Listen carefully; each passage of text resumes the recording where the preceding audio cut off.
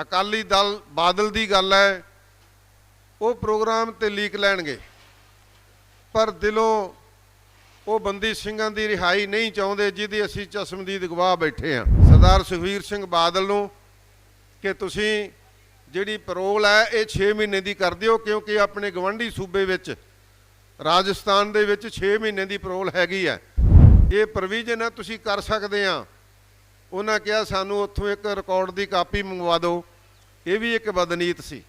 Nabha jail break की गई, Nabha jail तड़वा दी गई, ये सारी साजिश सी। नाभा जेल दे विचों बंदे भजाए गए, बाद च उन्हां दा कतल भी किया गया। ਉਹਦਾ बहाना बना के 6 महीने की परोल रोक दी गई भी ये परोल नहीं पास नहीं की जा सकती। जुगो जुग अटल सतगुरु धन गुरु ग्रंथ साहब सच्चे पातशाह जी की पावन पवित्र हजूरी विच सत्कारयोग सचखंड वासी बाबा जोगिंदर सिंह जी जो 20वीं सदी के महान योधे दमदमी टकसाल के 14वें मुखी संत ज्ञानी जरनैल सिंह जी खालसा पिंडरां वालियां दे सत्कारयोग पिता जी ने उन्हां दी 30वीं बरसी ते भारी काम के रजेवियां दे बावजूद भी वड्डी गिणती दे विच संगतां जिन्हां ने इस समागम दीयां हाज़रियां भरियां। सो ये बाबा जी नाल प्यार, उन्हां दी बंदगी, उन्हां दा सिमरन, उन्हां दी भाव भगती, पंथ लई कुर्बानी कमाई, ये साबित करदी है कि जिन्ने मर्जी पंथ नूं अपने घरां दे रजेवे होण तां ओह समां छड्ड के भी इहो जिहे कारजां विच आउंदे ने। आओ सब तो पहलां आपां सारी संगत कलगीधर पातशाह की बख्शिश की हुई फतेह सारी संगत गज के बुलाओ। दूर तक संगतां बैठियां ने। मैं पहले ही बेनती करदिआं जिहड़ियां संगतां पंडाल तो बाहर ने वो भी 10 मिनट वास्ते पंडाल च आओ, पंडाल फिर भर जाना। सारी संगत जिन्नी बाहर खड़ी है ना वो पंडाल च आके सजो, क्योंकि ये जरूरी सी जो इंटरनेशनल पंथक दियां वड्डी पद्धर ते जिला जथेबंदियां इकाइयां जो पठानकोट तो लैके भीखी मानसा तक सारे पंजाब च बणियां है, उन्हां दा मान सन्मान करना जरूरी सी। इस करके कुछ समा लग गया। साध संगत जी आओ सारी संगत सतगुरु की फतेह सारे गज के बोलो। वाहिगुरु जी का खालसा वाहिगुरु जी की फतेह। दास ने कुछ जरूरी बेनतियां करनियां, क्योंकि पंथ के आगूआं नाल समय समय ते विचारां हुंदियां रहिंदियां ते अज भी बहुत सारे बुलारियां ने बड़ियां भावपूरत विचारां इत्थे साझीआं कीतियां ते बाबा जी की संघर्षमई जिंदगी बारे भी बहुत कुछ दसिया गया, आपां सुनिया। उस बजुर्ग बाबे की बरसी ते एकत्र होए आ ते जिन्हां गुरमुखां नूं आपां सन्मान दिता है, तुसीं उन्हां दे भी दर्शन कीते है। भावें वो सारे ही बजुर्ग अवस्था में चले गए एक दो नूं छड्ड के, पर उन्हां ने बड़ी लगन दे नाल संयुक्त अकाली दल दे विच बाबा जी का हर पक्षों बहुत वड्डा सहयोग दिता।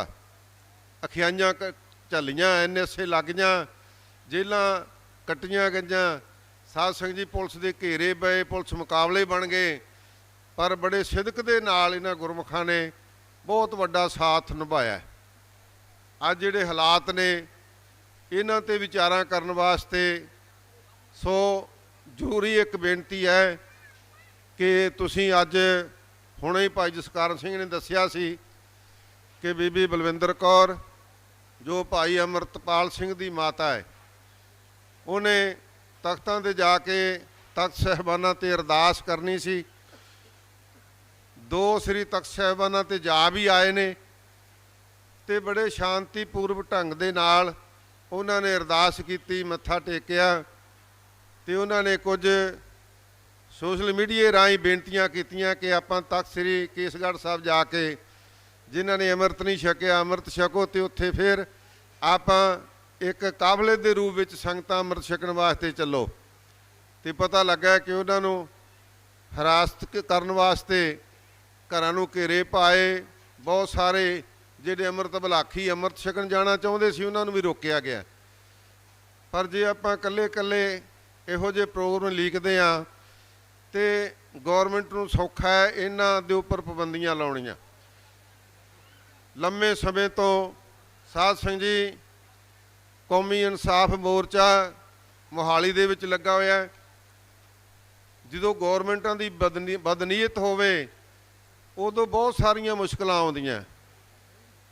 ਸੋ ਦਾਸ ਨੇ ਮੈਂ ਪਹਿਲਾਂ ਹੀ ਬੇਨਤੀ ਕਰਦਿਆਂ ਕਿ ਇੰਟਰਨੈਸ਼ਨਲ ਪੰਥਕ ਦਲ ਦੇ ਸਮੂਹ ਜ਼ਿਲ੍ਹਾ ਜਥੇਦਾਰਾਂ ਦੇ ਨਾਲ ਤੇ ਤਿੰਨੇ ਹੀ ਵਿੰਗ, ਧਾਰਮਿਕ ਵਿੰਗ ਵੀ ਤੇ ਕਿਸਾਨ ਵਿੰਗ ਵੀ ਤੇ ਰਾਜਨੀਤਿਕ ਵਿੰਗ ਵੀ, ਜਿਨ੍ਹਾਂ ਨਾਲ ਦਾਸ ਨੇ ਕੁਝ ਵਿਚਾਰਾਂ ਕੀਤੀਆਂ ਤੇ ਕੁਝ ਵਿਚਾਰਾਂ ਕਰਨ ਵਾਸਤੇ ਆਉਣ ਵਾਲੀ 24 ਤਰੀਕ ਨੂੰ ਇਸੇ ਸਥਾਨ ਤੇ ਗੁਰਦੁਆਰਾ ਸੰਤ ਖਾਲਸਾ ਵਿਖੇ ਮੀਟਿੰਗ ਰੱਖੀ ਹੈ, ਜੋ 10 ਤੋਂ ਲੈ ਕੇ 1 ਵਜੇ ਤੱਕ ਮੀਟਿੰਗ ਹੋਵੇਗੀ।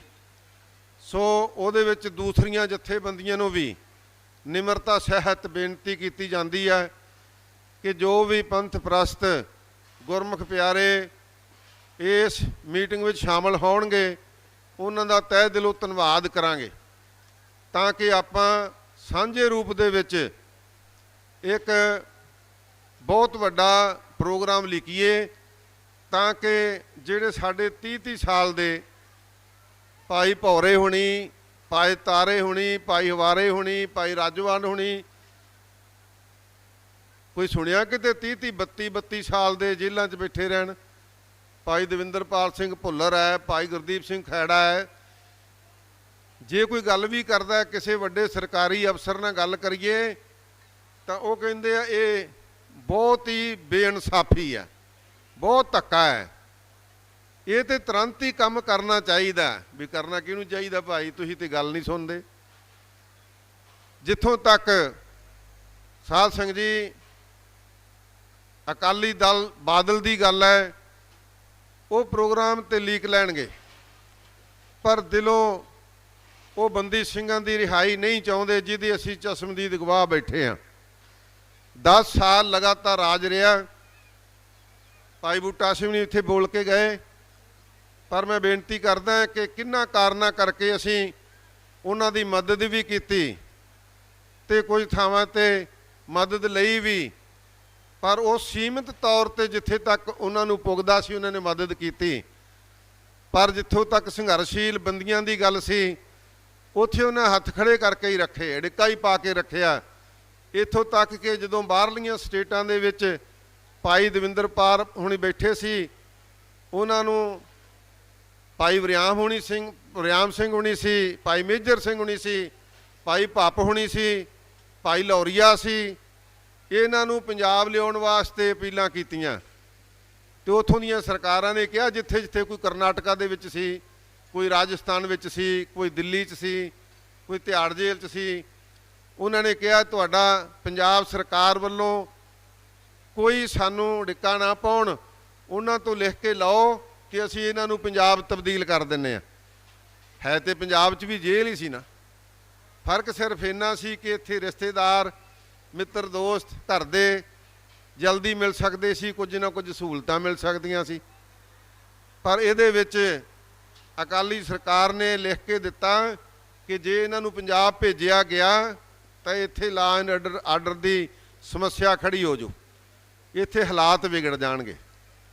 ਫਿਰ ਅਸੀਂ ਇਹ ਵੀ ਕਿਹਾ, ਇੱਕ ਡੈਪੂਟੇਸ਼ਨ ਮਿਲਿਆ ਜਿਹਦੇ ਵਿੱਚ ਇੰਗਲੈਂਡ ਦੀਆਂ ਸੰਗਤਾਂ ਭਾਈ ਰਘਵੀਰ ਸਿੰਘ ਹੁਣੀ ਬੈਠੇ ਨੇ ਇੱਥੇ, ਸਰਦਾਰ ਸੁਖਬੀਰ ਸਿੰਘ ਬਾਦਲ ਨੂੰ ਕਿ ਤੁਸੀਂ ਜਿਹੜੀ ਪੈਰੋਲ ਹੈ ਇਹ 6 ਮਹੀਨੇ ਦੀ ਕਰ ਦਿਓ, ਕਿਉਂਕਿ ਆਪਣੇ ਗਵਾਂਢੀ ਸੂਬੇ ਵਿੱਚ ਰਾਜਸਥਾਨ ਦੇ ਵਿੱਚ 6 ਮਹੀਨੇ ਦੀ ਪੈਰੋਲ ਹੈਗੀ ਹੈ, ਇਹ ਪ੍ਰੋਵੀਜ਼ਨ ਹੈ ਤੁਸੀਂ ਕਰ ਸਕਦੇ ਆ। ਉਹਨਾਂ ਕਿਹਾ ਸਾਨੂੰ ਉੱਥੋਂ ਇੱਕ ਰਿਕਾਰਡ ਦੀ ਕਾਪੀ ਮੰਗਵਾ ਦਿਓ। ਇਹ ਵੀ ਇੱਕ ਬਦਨੀਤ ਸੀ, ਗੌਰਮੈਂਟ ਵਾਸਤੇ ਕਾਪੀ ਮੰਗਾਉਣੀ 5 ਮਿੰਟਾਂ ਦਾ ਕੰਮ ਸੀ, ਪਰ ਉਹ ਸਾਨੂੰ ਕਿਹਾ ਵੀ ਤੁਸੀਂ ਕਾਪੀ ਦਿਓ। ਅਸੀਂ ਕਿਵੇਂ ਨਾ ਕਿਵੇਂ ਕਾਪੀ ਮੰਗਵਾਈ, ਉਸ ਆਰਡਰ ਦੀ ਉਹ ਦਿੱਤੀ ਉਹਨਾਂ ਨੂੰ, ਤੇ ਸਾਡੇ ਨਾਲ ਮੀਟਿੰਗ ਵੀ ਕੀਤੀ ਕਿ ਆਪਾਂ ਕੱਲ੍ਹ ਨੂੰ ਕੈਬਨਿਟ ਮੀਟਿੰਗ ਸੱਦ ਕੇ ਇਹਦਾ ਐਲਾਨ ਕਰ ਦਿੰਦੇ ਹਾਂ। ਕੈਬਨਿਟ ਮੀਟਿੰਗ ਸੱਦੀ ਗਈ, ਪਰ ਉਸ ਕੈਬਨਿਟ ਮੀਟਿੰਗ ਦੇ ਵਿੱਚ ਪੰਜਾਬ ਦਾ DGP ਵੀ ਸੱਦਿਆ ਗਿਆ। ਸਾਡਾ ਮੱਥਾ ਠਣਕਿਆ ਕਿ ਜਿੱਥੇ ਪੰਜਾਬ ਪੁਲਿਸ ਦੇ ਅਫੀਸਰ ਆ ਕੇ ਇਹ ਫੈਸਲੇ ਲੈਣਗੇ ਉਹ ਕਦੋਂ ਹੋਣ ਦੇਣਗੇ। ਅਸੀਂ ਕਿਹਾ ਵੀ ਕਿ ਇਹ ਗਵਰਨਮੈਂਟ ਨੇ ਫੈਸਲਾ ਕਰਨਾ, ਕੈਬਨਿਟ ਨੇ ਕਰਨਾ, ਪੁਲਿਸ ਨੇ ਨਹੀਂ ਕਰਨਾ। ਪਰ ਕਿਹਾ ਗਿਆ ਕੋਈ ਨਹੀਂ, ਆਪਾਂ ਕਰ ਦੇਣਾ। ਸ਼ਾਮ ਤੱਕ ਪਾਣੀ 'ਚ ਮਧਾਣੀ ਪਾਈ ਰੱਖੀ। ਉਸ ਦਿਨ ਸੋਮਵਾਰ ਸੀ, ਕਹਿੰਦੇ ਬੁੱਧਵਾਰ ਨੂੰ ਰੂਟੀਨ ਦੇ ਵਿੱਚ ਕੈਬਨਿਟ ਦੀ ਮੀਟਿੰਗ ਹੁੰਦੀ, ਉਦੋਂ ਕਰ ਦਿਆਂਗੇ। ਅਸੀਂ ਕਿਹਾ ਵੀ ਨਹੀਂ ਹੋਣਾ, ਤੁਹਾਨੂੰ ਤਰੀਕ ਯਾਦ ਹੋਊ। ਕਹਿੰਦੇ ਨਹੀਂ ਕਰ ਦਿਆਂਗੇ। ਅਸੀਂ ਕਿਹਾ ਚਲੋ ਤੁਹਾਡੇ ਤੇ ਫਿਰ ਭਰੋਸਾ ਕਰ ਲੈਂਦੇ ਆ। ਅਗਲੇ ਦਿਨ ਨਾਭਾ ਜੇਲ੍ਹ ਬ੍ਰੇਕ ਕੀਤੀ ਗਈ, ਨਾਭਾ ਜੇਲ੍ਹ ਤੜਵਾ ਦਿੱਤੀ ਗਈ। ਇਹ ਸਾਰੀ ਸਾਜ਼ਿਸ਼ ਸੀ। ਨਾਭਾ ਜੇਲ੍ਹ ਦੇ ਵਿੱਚੋਂ ਬੰਦੇ ਭਜਾਏ ਗਏ, ਬਾਅਦ 'ਚ ਉਹਨਾਂ ਦਾ ਕਤਲ ਵੀ ਕੀਤਾ ਗਿਆ। ਸਾਧ ਸੰਗਤ ਉਹਦਾ ਬਹਾਨਾ ਬਣਾ ਕੇ 6 ਮਹੀਨੇ ਦੀ ਪੈਰੋਲ ਰੋਕ ਦਿੱਤੀ ਗਈ ਵੀ ਇਹ ਪੈਰੋਲ ਨਹੀਂ ਪਾਸ ਨਹੀਂ ਕੀਤੀ ਜਾ ਸਕਦੀ। ਅੱਜ ਉਹ ਡਰਾਮੇ ਕਰਨ ਕਿ ਅਸੀਂ ਬੰਦੀ ਸਿੰਘਾਂ ਦੀ ਰਿਹਾਈ ਵਾਸਤੇ ਕੁਝ ਕਰਾਂਗੇ। ਜਿਹੜੇ ਉਹਨਾਂ ਦੇ ਨਾਲ ਕੁਝ ਸੁਹਿਰਦ ਬੰਦੇ ਵੀ ਆ, ਉਹਨਾਂ ਦੀਆਂ ਮਜਬੂਰੀਆਂ, ਉਹ ਆਪਣੇ ਆਗੂਆਂ ਦੇ ਹੁਕਮ ਦੀ ਉਲੰਘਣਾ ਨਹੀਂ ਕਰ ਸਕਦੇ। ਬੜੀਆਂ ਮਿਸਾਲਾਂ ਨੇ। ਸੰਘਰਸ਼ੀਲ ਬੰਦਾ ਹੈ ਭਾਈ ਹਰਜਿੰਦਰ ਸਿੰਘ ਧਾਮੀ ਐਡਵੋਕੇਟ, ਅਸੀਂ ਬੜਾ ਸਤਿਕਾਰ ਕੀਤਾ ਉਹਨਾਂ ਦਾ। ਮੈਨੂੰ ਉਹਨਾਂ ਚਿੱਠੀ ਕੱਢੀ ਕਿ ਸਤਿਕਾਰਯੋਗ ਬਾਬਾ ਜੋਗਿੰਦਰ ਸਿੰਘ ਦੀ ਅਸੀਂ ਤਸਵੀਰ ਅਜਾਇਬ ਘਰ ਵਿੱਚ ਲਵਾਉਣੀ ਆ, ਤੁਸੀਂ ਵਧੀਆ ਤਸਵੀਰ ਬਣਾਓ। ਤਸਵੀਰ ਬਣਾ ਕੇ ਦੱਸਿਆ ਗਿਆ ਕਿ ਧਾਮੀ ਸਾਹਿਬ ਤਸਵੀਰ ਬਣ ਗਈ। ਕਹਿੰਦੇ ਪਲੇਟ ਦੇ ਉੱਪਰ ਜੋ ਅੱਖਰ ਲਿਖਣੇ ਆ ਉਹ ਵੀ ਲਿਖ ਕੇ ਭੇਜੋ। ਉਹ ਵੀ ਲਿਖ ਕੇ ਭੇਜੇ। ਉਹ ਐਗਜ਼ੈਕਟਿਵ ਨੇ ਪਾਸ ਕਰ ਦਿੱਤੇ। ਫਿਰ ਮੈਂ ਮਿਲਿਆ, ਮੈਂ ਕਿਹਾ ਧਾਮੀ ਸਾਹਿਬ ਕਿਸ ਦਿਨ ਤਸਵੀਰ ਲਵਾਉਣੀ ਹੈ? ਅਸੀਂ ਚਾਹੁੰਦੇ ਹਾਂ ਕਿ ਇਹ ਤਸਵੀਰ ਸੰਤ ਬਾਬਾ ਜਰਨੈਲ ਸਿੰਘ ਖਾਲਸਾ ਜੀ ਦੀ ਤਸਵੀਰ ਦੇ ਨੇੜੇ ਲੱਗ ਜਾਵੇ। ਕਹਿੰਦੇ ਹੋ ਜੂ, ਇਵੇਂ ਹੀ ਹੋ ਜੂਗਾ। ਕਹਿੰਦੇ ਜਦੋਂ 2-3 ਹੋਰ ਤਸਵੀਰਾਂ ਲਾਉਣੀਆਂ ਹੋਈਆਂ ਨਾ, ਉਦੋਂ ਮੈਂ ਤੁਹਾਨੂੰ ਟੈਲੀਫੋਨ ਕਰ ਦੂੰ ਪਹਿਲਾਂ, ਉਦੋਂ ਤੁਸੀਂ ਆਇਓ, ਆਪਾਂ ਲਾਵਾਂਗੇ। ਉਦੋਂ ਬਾਅਦ 2 ਗਰੁੱਪਾਂ ਦੀਆਂ ਤਸਵੀਰਾਂ ਲੱਗ ਗਈਆਂ ਅਜਾਇਬ ਘਰ 'ਚ, ਪਰ ਬਾਬਾ ਜੋਗਿੰਦਰ ਸਿੰਘ ਦੀ ਤਸਵੀਰ ਨਹੀਂ ਲੱਗੀ। ਮੈਂ ਨਹੀਂ ਕਹਿੰਦਾ ਕਿ ਹਰਜਿੰਦਰ ਸਿੰਘ ਧਾਮੀ ਨਹੀਂ ਚਾਹੁੰਦਾ, ਪਰ ਨਹੀਂ, ਜਿਹੜੇ ਉਹਨੂੰ ਥਾਪਦੇ ਨੇ ਉਹ ਨਹੀਂ ਚਾਹੁੰਦੇ। ਉੱਥੇ ਹਰਜਿੰਦਰ ਸਿੰਘ ਧਾਮੀ ਦੀ ਬੇਵਸੀ ਆ। ਇਹਨਾਂ ਬੇਵਸੀਆਂ ਦੇ ਵਿੱਚ ਫਸੀ ਹੋਈ ਕੌਮ ਹੈ। ਭਾਵੇਂ ਉਹ PTC ਦਾ ਮਸਲਾ ਹੋਵੇ, ਸਿੰਘ ਸਾਹਿਬਾਂ ਦੀਆਂ ਪਦਵੀਆਂ ਨੂੰ ਲਾਉਣ ਦਾ ਮਸਲਾ ਹੋਵੇ, ਇਹ ਬੜੇ ਵੱਡੇ ਮਸਲੇ ਸੀ। ਮੇਰੇ ਤੇ ਬਹੁਤ ਸਵਾਲ ਉੱਠੇ ਕਿ ਤੁਸੀਂ ਇਹਨਾਂ ਨਾਲ ਫਿਰ ਸਾਂਝ ਪਿਆਲੀ ਕਿਉਂ ਰੱਖੀ। ਸਾਧ ਸੰਗਤ ਜੀ, ਜਦੋਂ ਇੱਕ ਵਾਰੀ ਮੈਂ ਦਰਸ਼ਨ ਸਿੰਘ ਮੰਡ, ਭਾਈ ਗੁਰਦੀਪ ਸਿੰਘ ਬਠਿੰਡਾ, ਦਿੱਲੀ ਚੰਡੀਗੜ੍ਹ ਤੋਂ ਵਾਪਸ ਆ ਰਹੇ ਸੀ। ਪ੍ਰਕਾਸ਼ ਸਿੰਘ ਬਾਦਲ ਨੇ ਮੈਨੂੰ ਫੋਨ ਕੀਤਾ ਕਿ ਰੋਡੇ ਸਾਹਿਬ ਮੈਂ ਮਿਲਣਾ ਚਾਹੁੰਦਾ। ਮੈਂ ਕੋਈ ਗੱਲ ਨਹੀਂ, ਤੁਸੀਂ ਬਜ਼ੁਰਗ ਆ, ਅਸੀਂ ਬਠਿੰਡੇ ਹੀ ਆ ਜਾਵਾਂਗੇ। ਕਹਿੰਦੇ ਨਹੀਂ, ਮੈਂ ਰੋਡੇ ਆ ਜਾਂਦਾ ਜਾਂ ਮੈਂ ਜਲੰਧਰ ਆ ਜਾਂਦਾ। ਸਾਡੀ ਮੀਟਿੰਗ ਹੋਈ, ਜਿਹਦੇ ਵਿੱਚ ਮੰਡ ਵੀ ਸੀ, ਜਿਹਦੇ ਵਿੱਚ ਗੁਰਦੀਪ ਸਿੰਘ ਵੀ ਸੀ। ਮੀਟਿੰਗ ਵਿੱਚ ਬੜੀਆਂ ਉਹਨੇ ਸਾਨੂੰ ਭਾਵਕ ਕਰਨ ਦੀ ਕੋਸ਼ਿਸ਼ ਕੀਤੀ। ਕਹਿੰਦੇ ਤੁਸੀਂ ਪਿਛਲੀ ਚੋਣ ਦੇ ਵਿੱਚ ਸਾਨੂੰ ਹਰਾ ਦਿੱਤਾ। ਮੈਂ ਕਿਹਾ ਬਾਦਲ ਸਾਹਿਬ ਜ਼ੋਰ ਲਾ ਕੇ ਹਰਾਇਆ ਸੀ, ਜ਼ੋਰ ਲਾ ਕੇ। ਕੁਰਸੀ ਤੋਂ ਸਿੱਧੇ ਹੋ ਕੇ ਬੈਠ ਗਏ। ਕਹਿੰਦੇ ਕਿਉਂ? ਮਾਂ ਤੁਸੀਂ ਪਾਰਲੀਮੈਂਟ 'ਚ ਬਿਆਨ ਦਿੱਤਾ ਸੀ, ਵਾਹਿਗੁਰੂ ਅਸੈਂਬਲੀ 'ਚ ਬਿਆਨ ਦਿੱਤਾ ਸੀ ਕਿ ਅਸੀਂ ਕੌਮ ਦੇ ਚੁਣੇ ਹੋਏ ਨੁਮਾਇੰਦੇ ਹਾਂ। ਆਹ ਜਿਹੜੇ ਹੋਰ 100 ਕਾਰਡ ਅਕਾਲੀ ਦਲ ਫਿਰਦੇ ਆ, ਪੰਥਕ ਅਕਾਲੀ ਦਲ ਫਿਰਦੇ ਨੇ, ਇਹ ਕੌਮ ਦੇ ਰੱਦ ਕੀਤੇ ਹੋਏ ਆ। ਅਸੀਂ ਚਾਹੁੰਦੇ ਸੀ ਤੁਹਾਨੂੰ ਵੀ ਇੱਕ ਵਾਰੀ ਰੱਦ ਕਰੀਏ ਤੇ ਤੁਸੀਂ ਟੇਬਲ ਤੇ ਬੈਠੋਗੇ। ਅੱਜ ਉਹ ਸਮਾਂ ਆਇਆ। ਮੁੜਕਾ ਆ ਗਿਆ ਉਹਨੂੰ। ਕਹਿਣ ਲੱਗਾ ਹੁਣ ਕੁਝ ਹੋ ਸਕਦਾ ਹੈ? ਮੈਂ ਹੋ ਸਕਦਾ ਸ਼ਰਤਾਂ ਦੇ ਆਧਾਰਿਤ। ਕਹਿੰਦੇ ਸ਼ਰਤਾਂ ਦੱਸੋ। ਅਸੀਂ ਕਿਹਾ ਸਭ ਤੋਂ ਪਹਿਲੀ ਸ਼ਰਤ ਹੈ ਕਿ ਸ੍ਰੀ ਹਰਿਮੰਦਰ ਸਾਹਿਬ ਕੰਪਲੈਕਸ ਦੇ ਵਿੱਚ ਜਿੱਥੇ ਮਹਾਨ ਯੁੱਧ ਹੋਇਆ 1984 ਦੇ ਵਿੱਚ 6 ਜੂਨ ਨੂੰ, ਉੱਥੇ ਸ਼ਹੀਦਾਂ ਦੀ ਯਾਦਗਾਰ ਬਣਨੀ ਚਾਹੀਦੀ ਹੈ। ਜਦੋਂ ਇੱਕ ਹੀ ਅਸੀਂ ਸ਼ਰਤ ਦੱਸੀ, ਕਹਿੰਦੇ ਮੈਂ ਸੁਖਬੀਰ ਸਿੰਘ ਬਾਦਲ ਨੂੰ ਤੁਹਾਡੇ ਕੋਲੇ ਕੱਲ੍ਹ ਨੂੰ ਭੇਜ ਦਿੰਦਾ ਤੇ ਉਹਦੇ ਨਾਲ ਸਾਰੀ ਰਾਏ ਮਸ਼ਵਰਾ ਕਰ ਲਓ। ਅਸੀਂ ਫਿਰ ਇਕੱਠੇ ਹੋਏ, ਤਿੰਨੇ ਜਾਣੇ। ਗੁਰਦੀਪ ਸਿੰਘ ਵੀ ਮੇਰੇ ਨਾਲ ਸੀ, ਜਲੰਧਰ ਚਲੇ ਗਏ। ਸੁਖਬੀਰ ਸਿੰਘ ਨੇ ਸਵੇਰੇ ਆਉਣਾ ਸੀ। ਅਸੀਂ ਆਪਸ ਵਿੱਚ ਰਾਏ ਕੀਤੀ ਕਿ ਇਸ ਮੀਟਿੰਗ ਵਿੱਚ ਬਾਬਾ ਹਰਨਾਮ ਸਿੰਘ ਨੂੰ ਵੀ ਸੱਦ ਲੈਣਾ ਚਾਹੀਦਾ। ਅਸੀਂ ਮੈਂ ਤੇ ਉਹਨਾਂ ਨੂੰ ਸੁਨੇਹਾ ਲਾਇਆ, ਉਹ ਵੀ ਸਵੇਰ ਦੀ ਮੀਟਿੰਗ 'ਚ ਹਾਜ਼ਰ ਹੋ ਗਏ। ਅਸੀਂ ਉਹਨਾਂ ਨੂੰ 4 ਗੱਲਾਂ ਦਾ ਚੈਪਟਰ ਦਿੱਤਾ ਕਿ ਤੁਸੀਂ ਸਭ ਤੋਂ ਪਹਿਲਾਂ ਦੱਸੋ ਸ਼ਹੀਦੀ ਯਾਦਗਾਰ ਬਣਾਓਗੇ ਜੇ ਅਸੀਂ ਲੋਕ ਸਭਾ ਦੀ ਇਲੈਕਸ਼ਨ ਵਿੱਚ ਤੁਹਾਡੀ ਮਦਦ ਕਰ ਦਈਏ? चुप हो गया। फिर मैं पूछया थोनू की लगता है? कहता असी 1.25 लाख वोट ते हारते हाँ अज, साडी पोजीशन ये CID ये दसदी आ। मैं कहा नहीं, जे थोड़ी मदद की फिर थोनू हार नहीं देंदे, पर तुसी साडियां शर्तां पूरियां करो। कहता मैं बादल साहब नू पुछ ला। मैं कहा जी पुछ लो। फिर साडे सामने ही पुछया, उन्हें इन्ना ही कहा काका जी जिहड़ी कमिटमेंट करियो ध्यान नाल करियो, जिहड़ी तुसी पगा देवो वो करियो। फिर गल सियाणी सी उहदी। फिर साडे नाल वादा कीता भी असीं तुहाडे नाल परन करदे हां कि बनावांगे। दूजी शर्त सी संतां दी तस्वीर उत्थे लगे अजायब घर च, वो भी मन्निया। कालियां सूचियां खत्म होण, वो भी साडी गल मन्नी। पंजाब दीयां बाहरलियां जेलां तो बैठे पंजाब च लिआंदे जाण, जिहड़े तुहाडे अधिकारां विच है उन्हां नूं रिहा कीता जावे, इहदे वास्ते भी हाँ कीती उहने। साध संगत जी, उदों बाद साडियां 28 मीटिंगां होईयां। 28 हर एक मीटिंग दे विच मैं शामिल सी। अज कोई दावा करे कि मेरे कारण उत्थे यादगार बन गई, मैं स्थापित करती, नहीं, ये तो उन्हां शहीदां दी शक्ति सी। वो शक्ति दे नाल साध संगत जी ये रहिंदी दुनिया तक यादगार स्थापित हो गई। पर यह जिहड़ा उहदे नाल वचन कीता सी उहने निभाया। असीं बठिंडा तो उहदी घरवाली नूं मदद करके जिताया। उदों बाद असीं किन्ने बार मिले भी बाकी दियां साडियां शर्तां मन्नो, अजायब घर विच फोटो भी लाती, पर बंदी ਸਿੰਘਾਂ ਦੀ रिहाई वास्ते कदे हाँ नहीं भरी उन्होंने, कदे भी। ये वास्ते विदेशों के डेपूटेशन आए पर नहीं मन्ने। मेरा कहने तो भाव कि ये गल्लां सी। उदों अगली सरकार भी बनाई। सरकार दे विच फिर असीं कहा भी असीं थोड़ी मदद तां करदे हां क्योंकि इत्थे गैर अकाली सरकार जिहड़ी बनूगी उहने तुहाडे नालों भी उहदी कारगुजारी चंगी नहीं होनी, इस करके असीं तुहाडी मदद करदे हां, पर तुसीं पंथक मुद्दिआं तो भज्जो ना।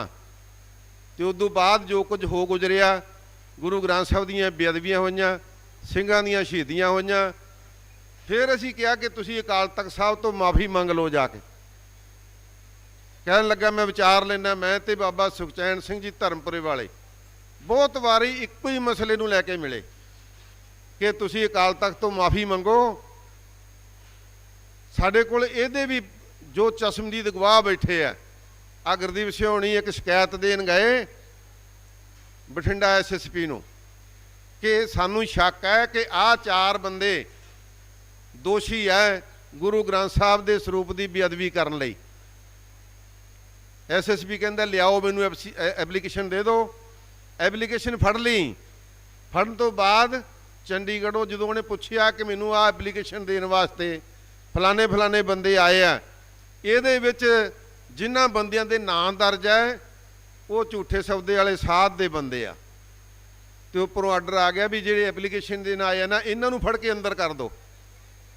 तो इन्हां गुरदीप सिंह दे नाल जिन्ने बंदे गए सी सब नूं फड़ के CI स्टाफ विच लै गए, जेल च भेज दिता। साध संगत जी गल्लां तां देणियां पैणियां। इस करके असीं शरेआम आ जिहड़ी पिछली इलैक्शन होई सानूं किहा बहुत ਸਿੰਘਾਂ ने धामी साहब बंदा चंगा सीगा, चंगा चंगियाई चलन नहीं दिंदे।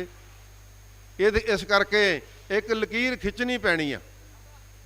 इस वास्ते साध संगत असीं जिहड़ियां कदे असीं उहदे अकाली दल विच शामिल नहीं होए, पर असीं अलैंस कीते। उन्हां अलैंस विचों जो साध संगत जी भावें कैलेंडर का मसला सी, भावें यादगार का मसला सी, ये मसले कौमी मसले सी, सारी कौम ही वंड के रखती सी। गुरपुरब 2 संगरांदां 2 शुरू करतियां सी। ये सारे मसले जिन्ने साथों हो सके असीं हल करवाए, पर जिथे उन्हां दी बदनीत सी उत्थे साडा भी जोर नहीं चढ़िया। इस वास्ते साध संगत दूजे पासे केंद्र सरकार है। केंद्र सरकार ने वो बंदे फड़ के थोड़े NSA अधीन अरेस्ट कर ले जिन्हां कोलों कोई असला नहीं फड़िया, कोई लिटरेचर नहीं फड़िया, कोई उन्होंने डाका नहीं मारिया, कोई सरकार के खिलाफ लड़ाई नहीं लड़ी, कोई बंदा नहीं मारिया, बंदे वो फड़ के अंदर करते। ते जे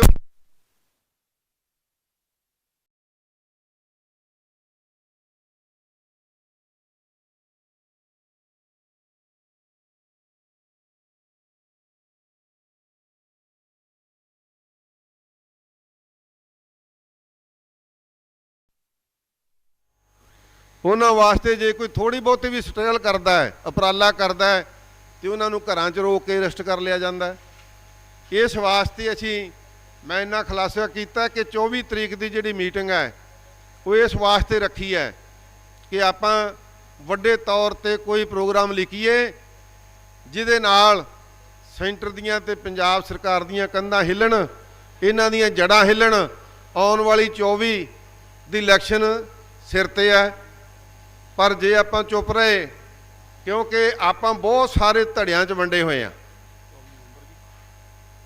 ਨਹੀਂ, ਅਗਲੇ ਵਾਲੀ 2024 'ਚ ਜਿਹੜੀ ਇਲੈਕਸ਼ਨ ਹੋਣੀ, ਸੋ ਜਿਹੜੀ ਸਾਡੀ ਮੀਟਿੰਗ ਹੈ ਇਹ 24 ਨਵੰਬਰ ਦੀ ਆ।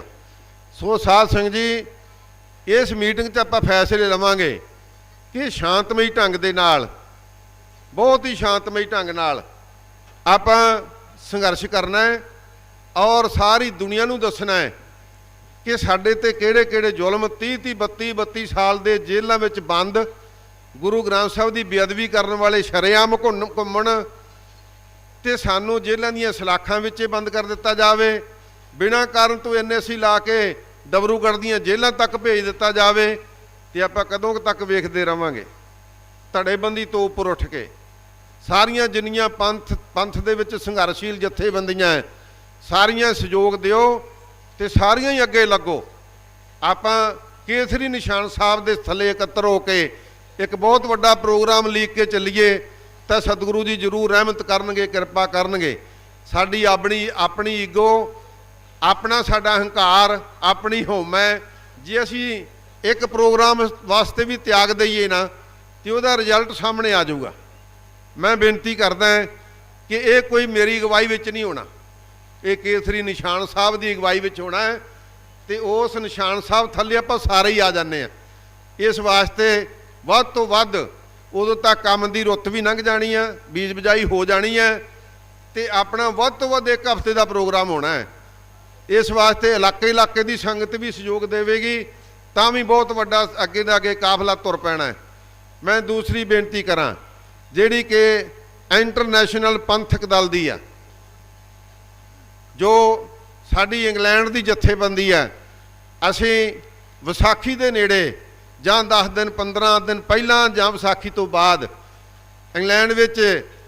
ਇੰਗਲੈਂਡ ਦੀਆਂ ਸਾਰੀਆਂ ਅਹੁਦੇਦਾਰ ਦੀਆਂ ਜਿੰਨੀਆਂ ਸਾਡੀਆਂ ਸੰਗਤਾਂ ਹੈ, ਆਗੂ ਹੈ, ਉਹਨਾਂ ਨਾਲ ਰਾਇ ਕਰਕੇ ਕਨਵੈਨਸ਼ਨ ਕਰਾਂਗੇ। ਇੱਥੋਂ ਵੀ ਇੰਟਰਨੈਸ਼ਨਲ ਪੰਥਕ ਦਲ ਦੇ ਆਗੂ ਜਾਣਗੇ, ਉਹਦੇ ਵਿੱਚ ਵੱਡੀ ਪੱਧਰ ਤੇ ਕਨਵੈਨਸ਼ਨ ਕਰਾਂਗੇ। ਕਨਵੈਨਸ਼ਨ ਕਰਕੇ ਚੜ੍ਹਦੀ ਕਲਾ ਦੇ ਨਾਲ ਆਪਾਂ ਜਥੇਬੰਦੀ ਦਾ ਉਵੇਂ ਹੀ ਐਲਾਨ ਕਰਾਂਗੇ ਜਿਵੇਂ ਹਰ ਸਾਲ ਕਰਦੇ ਹਾਂ। ਹੁਣ ਜਿਹੜੀ ਜਥੇਬੰਦੀ ਭਾਵੇਂ ਅਡਹਾਕ ਤੇ ਹੈ, ਪਰ ਕਿਸੇ ਕਿਸਮ ਦਾ ਮਨ ਵਿੱਚ ਤੌਖਲਾ ਨਹੀਂ ਰੱਖਣਾ ਚਾਹੀਦਾ। ਇਹ ਵੀ ਇੱਕ ਇਮਤਿਹਾਨ ਦੀ ਘੜੀ ਹੈ।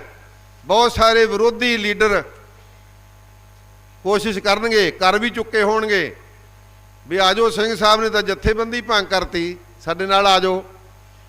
ਪਰ ਸਾਧ ਸੰਗਤ, ਇਹ ਇੱਕ ਦਿਨ ਦੀ ਸਾਂਝ ਨਹੀਂ, ਇਹ ਤਾਂ 1984 ਤੋਂ ਲੈ ਕੇ 40 ਸਾਲਾਂ ਦੀ ਸਾਂਝ ਹੈ। ਸੋ ਇਹ ਸਾਂਝ, ਜਿੱਥੋਂ ਤੱਕ ਮੇਰਾ ਅੰਦਾਜ਼ਾ ਹੈ, ਮੇਰਾ ਖਿਆਲ ਹੈ, ਮੇਰੀ ਸੋਚਣੀ ਹੈ, ਇਹ ਸਾਂਝ ਨਹੀਂ ਟੁੱਟਣੀ, ਇਹ ਐਵੇਂ ਹੀ ਰਹਿਣੀ ਆ, ਬਲਕਿ ਇਦੋਂ ਚੜ੍ਹਦੀ ਕਲਾ ਹੋਣੀ ਆ। ਮੈਨੂੰ ਬਹੁਤ ਸਾਰੇ ਸਿੰਘਾਂ ਦੇ ਇੰਗਲੈਂਡ ਤੋਂ ਫੋਨ ਆਏ ਜਿਹੜੇ ਜਥੇਬੰਦੀ 'ਚ ਹੁਣ ਵੀ ਕੰਮ ਕਰਦੇ ਆ ਜਾਂ ਪਹਿਲਾਂ ਕਰ ਚੁੱਕੇ, ਖਾਮੋਸ਼ ਹੋ ਕੇ ਬੈਠੇ ਨੇ, ਜਾਂ ਜਿਹੜੇ ਨਵੇਂ ਕਰਨਾ ਚਾਹੁੰਦੇ ਨੇ।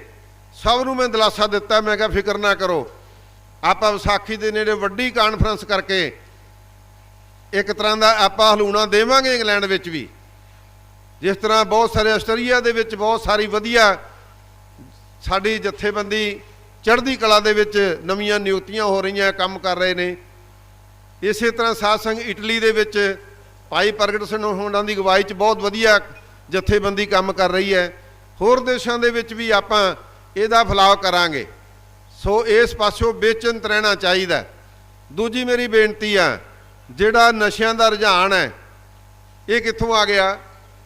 ਅਸੀਂ ਜੇ ਕਲਗੀਧਰ ਪਾਤਸ਼ਾਹ ਦੇ ਸੰਦੇਸ਼ ਨੂੰ ਮੰਨਿਆ ਹੋਵੇ, ਅਸੀਂ ਅੰਮ੍ਰਿਤਧਾਰੀ ਹੋਈਏ, ਬਾਣੀ ਪੜ੍ਹੀਏ, ਸਾਧ ਸੰਗਤ ਜੀ, ਨਸ਼ੇ ਸਾਡੇ ਘਰ 'ਚ ਨਹੀਂ ਆ ਸਕਦੇ। ਇੱਕ ਵਾਰੀ ਸੰਤ ਬਾਬਾ ਕਰਤਾਰ ਸਿੰਘ ਜੀ ਖਾਲਸਾ ਨੇ, ਪਿੰਡਰਾਂ ਵਾਲੇ ਮਹਾਂਪੁਰਖਾਂ ਨੇ ਕਥਾ 'ਚ ਇੱਕ ਬਚਨ ਕਿਹਾ ਸੀ ਕਿ ਸਿੰਘੋ 15 ਮਿੰਟ ਤਾਂ ਕੱਢ ਸਕਦੇ ਆ, 15 ਮਿੰਟ। ਕਹਿੰਦੇ ਆਪਣੇ ਨਿਤਨੇਮ ਤੋਂ ਇਲਾਵਾ ਜੇ ਤੁਸੀਂ 15 ਮਿੰਟ ਕੱਢ ਲਓ ਨਾ, ਕਿਸੇ ਘਰ ਵਿੱਚ ਨਸ਼ਾ ਨਹੀਂ ਰਹਿ ਸਕਦਾ। ਸਾਰੀ ਕੌਮ ਦੇ ਕੰਨ ਖੜੇ ਹੋ ਗਏ ਜਿੰਨੇ ਸਰੋਤੇ ਸੁਣਦੇ ਪੰਡਾਲ ਦੇ ਵਿੱਚ। ਸੰਤ ਕਹਿੰਦੇ ਵੀ ਜੇ ਅੱਧਾ ਘੰਟਾ ਕੱਢ ਲਓ ਤਾਂ ਫਿਰ ਤੁਹਾਡੇ ਘਰ ਦੀ ਜਿਹੜੀ ਕੰਗਾਲੀ ਹੈ, ਗਰੀਬੀ ਹੈ, ਉਹ ਵੀ ਖੰਭ ਲਾ ਕੇ ਉੱਡ ਜੂ। ਜਦੋਂ ਇਹ ਬਚਨ ਕਹੇ, ਕੰਨਿਆ ਸਿੰਘਾਂ ਨੇ ਜਕਾਰੇ ਛੱਡਤੇ, ਕਹਿੰਦੇ ਗੱਲ ਸੁਣ ਲਓ। ਕਹਿੰਦੇ ਭਾਈ ਰਹਿਤ ਰੱਖੋ, ਰਹਿਤ ਰੱਖੋ, ਅੰਮ੍ਰਿਤਧਾਰੀ ਹੋਵੋ, ਐਨ ਚੌਕੜਾ ਮਾਰ ਕੇ ਨਿਤਨੇਮ ਤੋਂ ਇਲਾਵਾ ਇੱਕ ਜਪਜੀ ਸਾਹਿਬ ਦਾ ਪਾਠ ਕਰ ਲਓ, ਇੱਕ ਤੇ ਇੱਕ ਕਰ ਲਓ ਜਾਪ ਸਾਹਿਬ ਦਾ। ਕੋਈ ਬਹੁਤ ਵੱਡਾ ਨਹੀਂ ਉਹਨੇ ਨਿਯਮ ਦੱਸਿਆ। ਕਹਿੰਦੇ ਤੁਸੀਂ ਗ੍ਰਸਤੀ ਹੈ, ਕਾਰੋਬਾਰੀ ਹੈ, ਕੋਈ ਟਰੱਕ ਚਲਾਉਂਦਾ ਹੈ, ਕੋਈ ਦੁਕਾਨਦਾਰੀ ਕਰਦਾ ਹੈ, ਮਿਹਨਤ ਕਰਦੇ ਆ। ਕਹਿੰਦੇ ਇੱਕ ਜਪਜੀ ਸਾਹਿਬ ਦਾ ਪਾਠ ਜਿਹੜਾ ਕਰੋ, ਆਪ ਸੁਣੋ ਕੰਨਾਂ ਦੇ ਨਾਲ। ਇਹ ਨਹੀਂ ਕਿ ਜਦੋਂ ਤੁਹਾਨੂੰ ਪਤਾ ਲੱਗੇ ਜਿਨੀ ਨਾਮ ਤੇ ਆਇਆ ਗਏ ਮਸਤ ਘਰ ਉੱਥੇ ਚਲੇ ਗਏ ਤੇ ਵਿਚਲਾ ਪਾਠ ਤੁਸੀਂ ਸੁਣਿਆ ਹੀ ਨਹੀਂ, ਐਂ ਨਹੀਂ ਕਰਨਾ। ਕਹਿੰਦੇ ਪਾਠ ਸੁਣੋ ਆਪ ਤੇ ਆਪ ਹੀ ਕਰੋ ਜਾਪ ਸਾਹਿਬ ਦਾ ਪਾਠ ਤੇ ਫਿਰ ਕਰੋ ਅਰਦਾਸ। ਕਹਿੰਦੇ ਸਤਿਗੁਰੂ ਨਾਨਕ ਸਾਹਿਬ ਸੱਚੇ ਪਾਤਸ਼ਾਹ ਜੀ ਇਹੋ ਜੀ ਕਿਰਪਾ ਕਰਨਗੇ, ਨਾ ਘਰਾਂ 'ਚ ਨਸ਼ਾ ਰਵੇ ਤੇ ਨਾ ਕੰਗਾਲੀ ਰਵੇ। ਮਹਾਂਪੁਰਖਾਂ ਦੇ ਯਥਾਰਥ ਬਚਨ ਹੁੰਦੇ ਆ, ਉਹਨਾਂ ਦੀ ਆਪਦੀ ਕਮਾਈ ਹੁੰਦੀ ਆ। ਸਾਧ ਸੰਗਤ ਜੀ ਫਿਰ ਗੁਰਬਾਣੀ ਦੀ ਆਪਦੀ ਕਿਰਪਾ ਹੁੰਦੀ ਆ।